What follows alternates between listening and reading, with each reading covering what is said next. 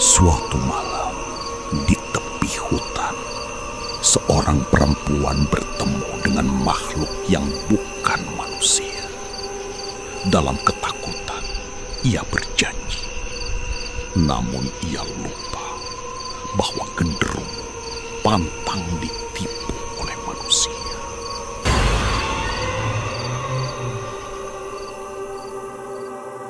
Disclaimer.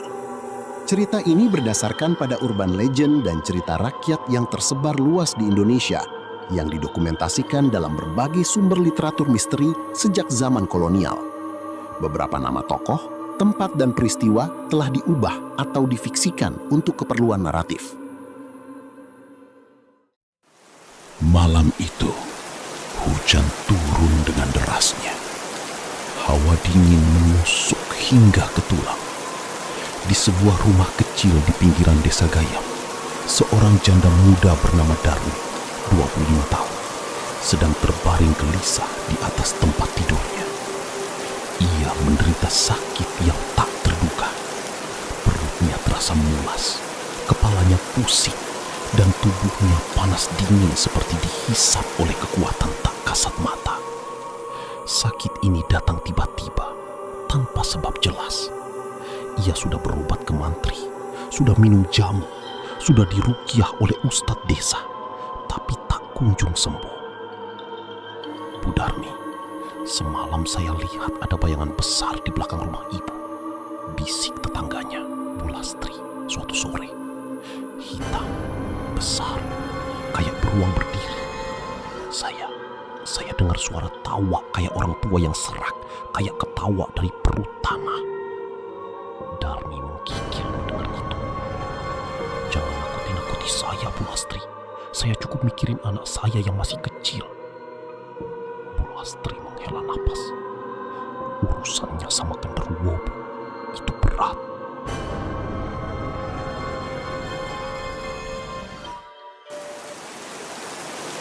Sore itu juga, tanpa sepengetahuan Darmi, Bu Lastri yang baik hati itu berangkat ke rumah seorang dukun sakti di desa tetangga. Namanya Mbah Gito. Beliau terkenal di 3 kabupaten karena mampu mengusir makhluk halus, terutama genderuwo yang kerap meresahkan penduduk. Mbah Gito sudah sepuh, rambutnya putih, kulitnya keriput, tapi matanya tetap tajam seperti elang. Begitu melihat Bu Lastri, ia langsung berkata tanpa basa-basi. Pasiennya perempuan, tinggal sendirian di pinggir hutan, punya anak kecil. Bu Lastri mengangguk, matanya melebar. Betul, Mbah, Ibu Darmi. Mbah Gito menghela napas panjang. Ini bukan urusan sakit biasa. Ini karena laki-laki. Genderuwo itu, makhluk gandarwa, asalnya dari hayangan, tapi turun ke bumi haus akan belayan. Dia naksir perempuan itu. Dia mau menagih janji. Janji? Janji apa, Mbah? Mbah Gito menggeleng. Itu saya tidak tahu. Janji antara dia dan Bu Darmi. Yang jelas, Bu Darmi harus ingat. Karena jika dia lupa, dia akan terbujur kaku di ranjangnya dalam waktu dekat.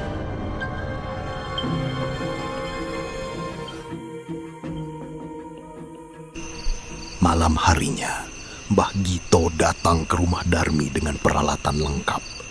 Bu Lastri ikut menemani, meremas-remas tasbih di tangannya. Anak Darmi yang masih balita, Sari, sudah dititipkan di rumah Bu Lastri untuk sementara.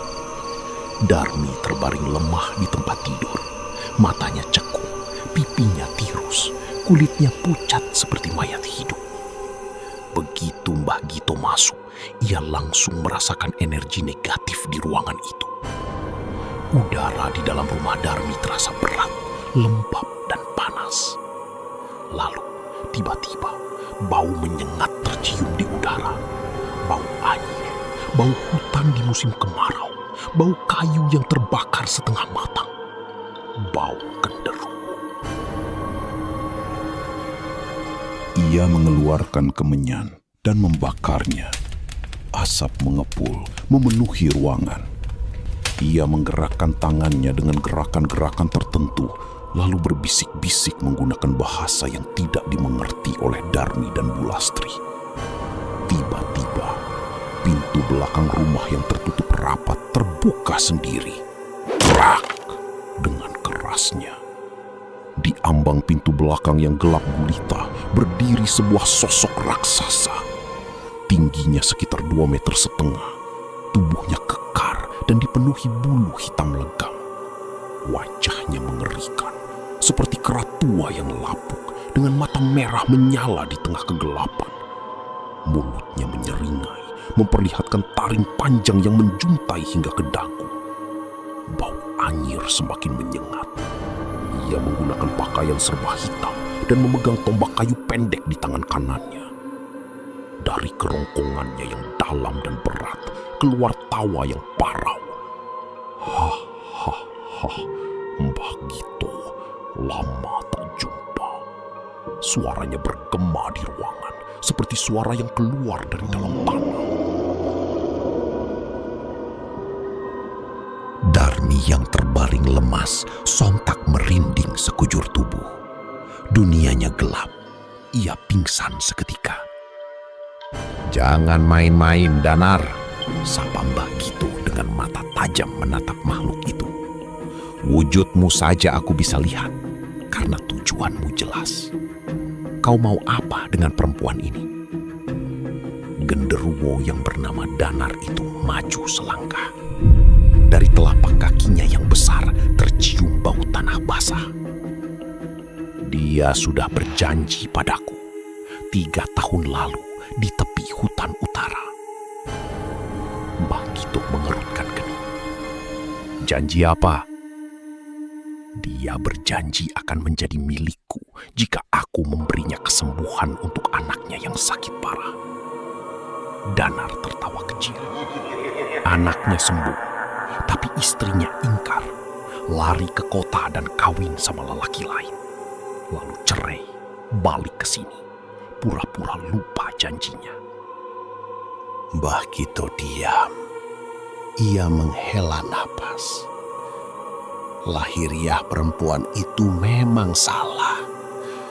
Tapi Danar, kau ini sudah sampai mana? Mengganggu orang sakit begini tidak elok. Kau tidak punya perasaan. Perasaan? Kami genderuwo tidak butuh perasaan. Sentaknya kasar. Tapi aku tidak akan tinggal diam melihatmu menyiksa perempuan yang sedang sakit-sakitan ini. Mbah Gito menukas. Genderuwo Danar menggeram. Seluruh tubuhnya bergetar, membuat genteng rumah bergeser satu sama lain, nyaris runtuh.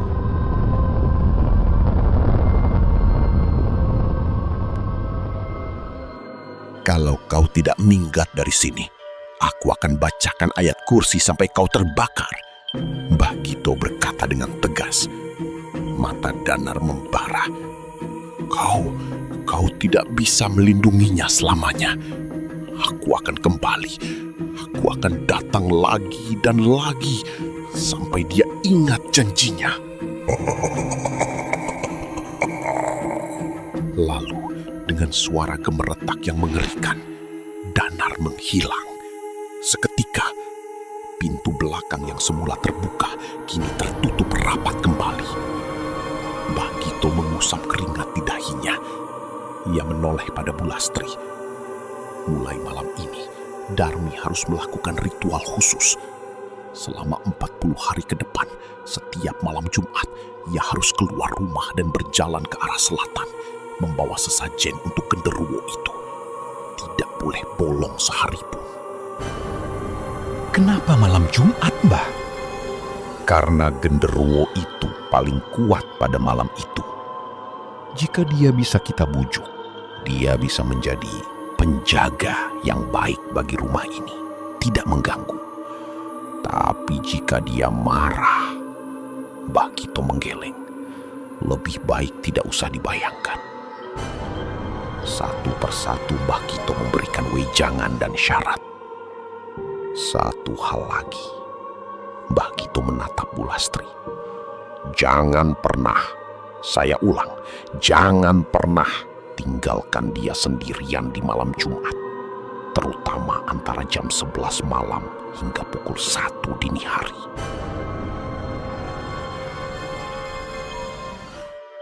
Darmi akhirnya sadar kembali setelah tengah malam. Ia tidak ingat apa-apa, hanya bibirnya bergetar hebat, merasakan sakit luar biasa di sekujur tulang. Bulastri mengulang pesan Bagito. Darmi membulatkan tekad. Baik, Bu, saya ikuti. Saya tidak mau anak saya kehilangan ibunya.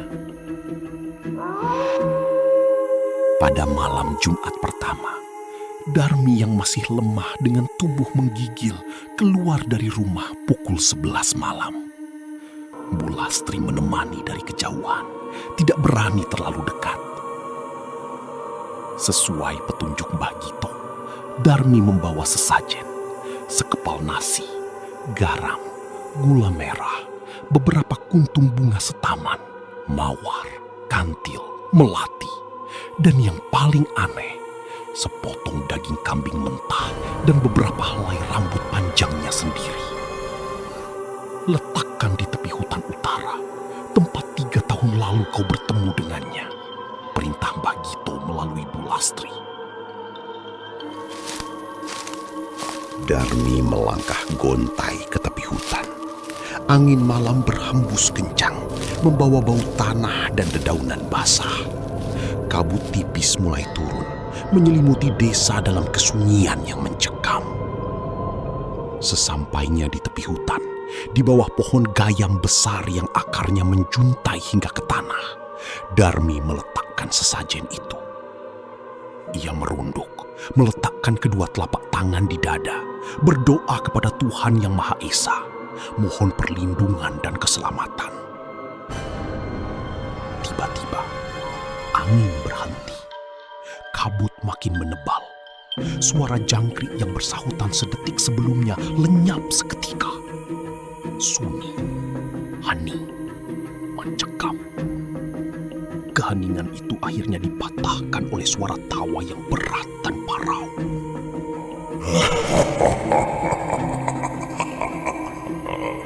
Tidak jauh darinya, di balik pohon gayam, dari balik kabut tebal, muncullah sosok itu lagi. Danar, dengan mata merah menyala menatapnya. Akhirnya, kau ingat kewajibanmu, Darmi.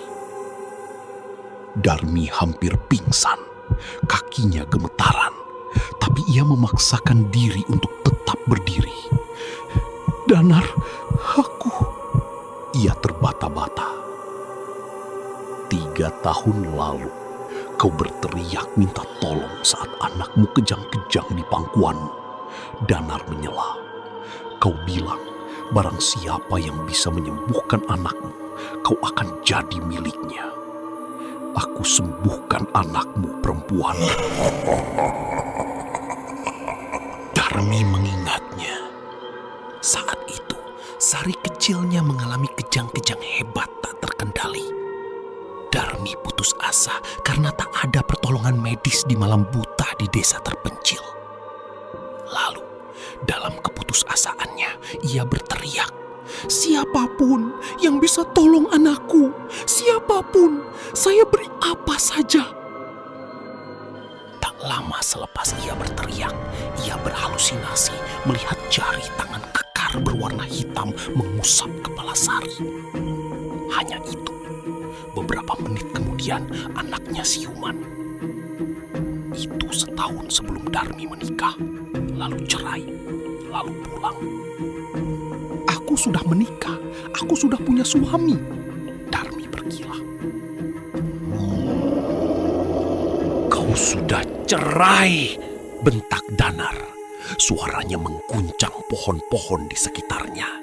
Tidak ada suami yang melindungimu sekarang, hanya aku. Darmi jatuh terduduk di tanah. Air matanya mengalir deras. Kumohon, jangan bawa aku. Kasihan anakku. Danar menggeram, matanya yang merah bergerak liar di rongganya. Kemudian, setelah seteguk napas yang panjang, ia berkata, "Aku janjikan, aku takkan membawamu ke alamku, asalkan kau setia melayaniku di sini setiap malam Jumat, sekarang dan selamanya." Darmi tak punya pilihan. Ia mengangguk perlahan. Malam-malam berikutnya berjalan dengan ritual yang sama. Darmi keluar pada setiap malam Jumat Kliwon, membawa sesajen yang sama, ditemani Bu Lastri dari kejauhan, lalu bertemu dengan Danar di bawah pohon gayam. Bu Lastri tidak pernah melihat langsung apa yang terjadi. Yang ia dengar hanyalah tawa Danar yang bergemuruh sesekali. Lalu seringkali diikuti oleh suara tangis seorang perempuan. Tidak ada yang berani bertanya. Rumor mulai beredar di desa. Ada yang bilang Darmi telah menjadi istri genderuwo itu secara gaib. Ada yang bilang setiap malam Jumat Danar mengajaknya berbincang-bincang, meladeni segala pertanyaan dan ceritanya tentang alam gaib. Ada yang bilang bahwa Danar mulai menunjukkan sisi baiknya. Ia menjadi pelindung Darmi dari gangguan makhluk halus lain, membuat ladang Darmi yang sempit menghasilkan panen berlebih, dan melindungi rumah kecilnya dari bahaya.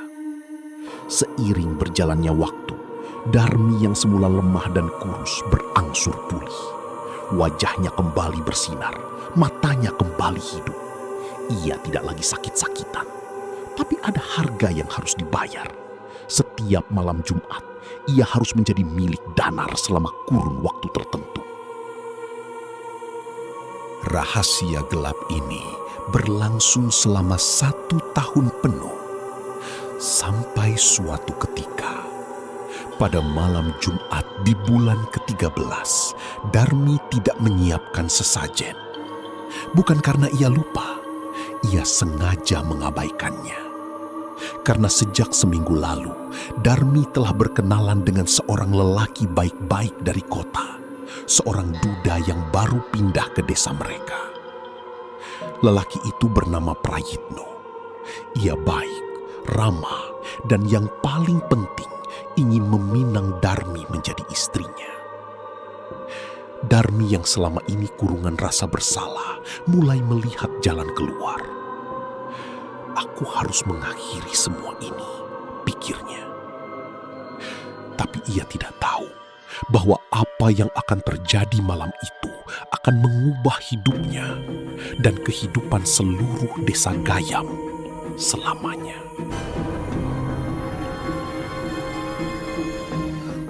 Malam itu, Darmi tidur lebih awal. Ia tidak keluar rumah.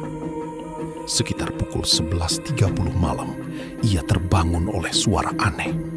Suara gesekan kayu di atas genteng, seperti ada yang berjalan di atap rumahnya. Krek, krek, krek. Beberapa saat kemudian, dari langit-langit rumah terdengar suara parau yang nyaring, penuh amarah. "Darmi, kau tidak keluar malam ini?" Ia baru ingat, ia tidak menyiapkan sesajen. Ia tidak keluar. Tubuhnya membeku. "Kau ingkar janji lagi, perempuan. Sudah kuduga kau akan begini." Seketika itu juga, seluruh genteng rumah Darmi terlempar satu persatu ke tanah. Suara pecahan genteng bersautan membangunkan seluruh warga desa Gayam.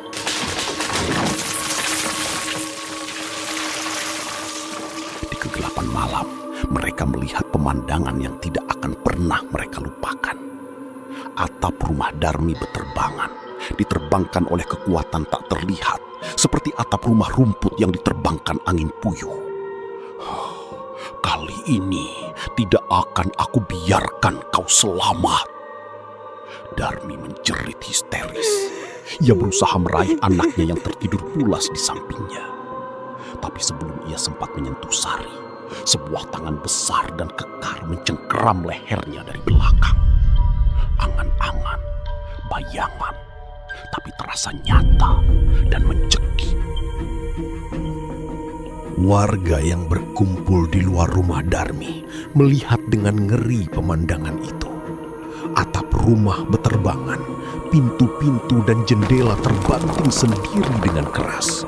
Suara tawa yang berat menggelegar di langit malam, dan sesekali terdengar suara perempuan menjerit minta tolong. Untungnya, sebelum Danar benar-benar melakukan hal terburuk, Mbah Gito tiba. "Berhenti, Danar!" teriakan Mbah Gito menggema. Rambut putihnya berkibar diterpa angin gaib. Danar menampakkan wujudnya di depan seluruh warga desa. Raksasa hitam berbulu lebat, mata merah menyala, taring panjang mengkilap. Sesuatu yang hanya bisa dilihat oleh orang-orang yang beriman atau mereka yang memang ditakdirkan melihatnya.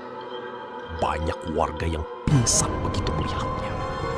"Mbah Gito, kali ini terlalu jauh kau ikut campur," bentak Danar.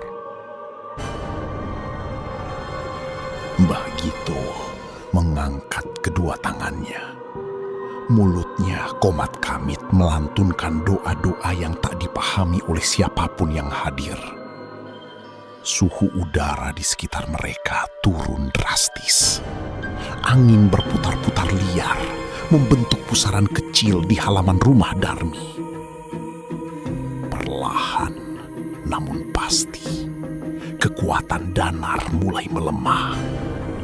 Wujudnya mulai pudar, semakin buram, semakin tak kasat mata. Tapi, sebelum raksasa hitam itu hilang sepenuhnya, ia berteriak, "Aku tidak akan pergi. Aku akan kembali setiap malam Jumat selama-lamanya untuk mengganggu perempuan yang ingkar janji ini dan siapa saja yang menghalangiku." Lalu, dengan suara gemuruh yang memekakkan telinga, Danar lenyap. Warga desa saling berpandangan. Rumah Darmi hancur separuh. Gentengnya berserakan di mana-mana. Tapi bukan itu yang terpenting. Karena yang paling mengerikan bukanlah kehancuran rumah, melainkan janji terakhir Danar itu. "Aku akan kembali setiap malam Jumat selama-lamanya." Mbah Gito wafat 1 tahun setelah kejadian itu. Tanpa beliau, tidak ada yang memiliki kekuatan cukup untuk mengusir Danar sepenuhnya. Paranormal lain yang dipanggil warga hanya bisa mengurangi intensitas gangguannya, tapi tidak bisa menghentikannya. Sejak malam itu, setiap malam Jumat, tepat pukul 11 malam hingga pukul 1 dini hari, Desa Gayam akan diselimuti kabut yang tidak wajar.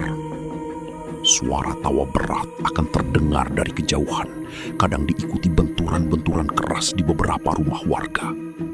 Paling sering di rumah Darmi dan rumah-rumah yang dihuni oleh janda muda.